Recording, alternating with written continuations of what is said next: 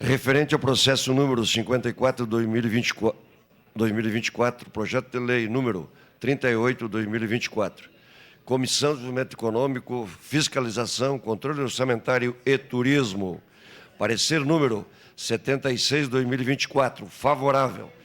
Parecer favorável ao projeto de lei número 38/2024, contido no processo número 54/2024. Desculpe.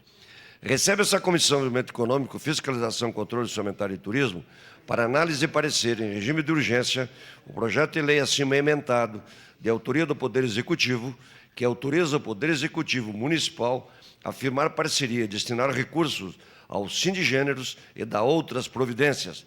Busca o presente projeto de lei a autorização legislativa para firmar parceria em regime de finalidades de interesse público e recíproco e destinar recursos ao Sindicato do Comércio Varejista de Gêneros Alimentícios de Caxias do Sul, Sindigêneros, a fim de atender despesas com a decoração da Páscoa 2024.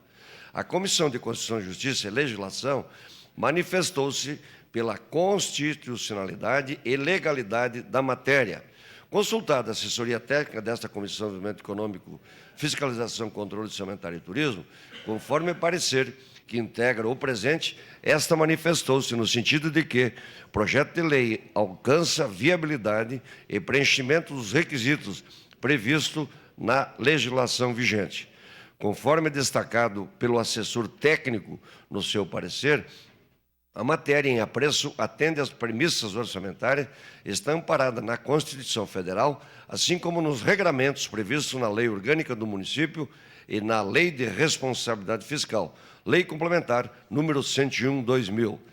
Assim, o projeto de lei ofertado ao exame e discussão atende os requisitos e alcança cumprimento de exigências legais regulatórias, orientadoras de repercussão na fiscalização e controle, revelando condições de obtenção de parecer favorável.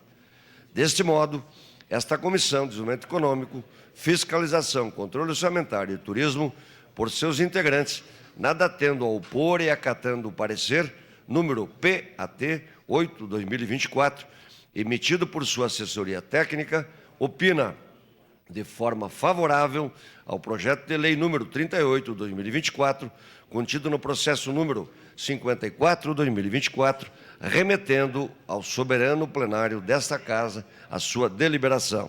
É o parecer, salvo o melhor juízo, Caxias do Sul, 13 de março de 2024, 149 da colonização e 134 da emancipação política. Assino esse parecer a senhora presidente vereadora Tatiane Frisso, vereador Gilfredo de Camilo, vereador Maurício Scalco, este que vos fala, vereador Almir Cadore e o vereador Ricardo Zanquim. Era isso, senhora presidente. Obrigada, vereador.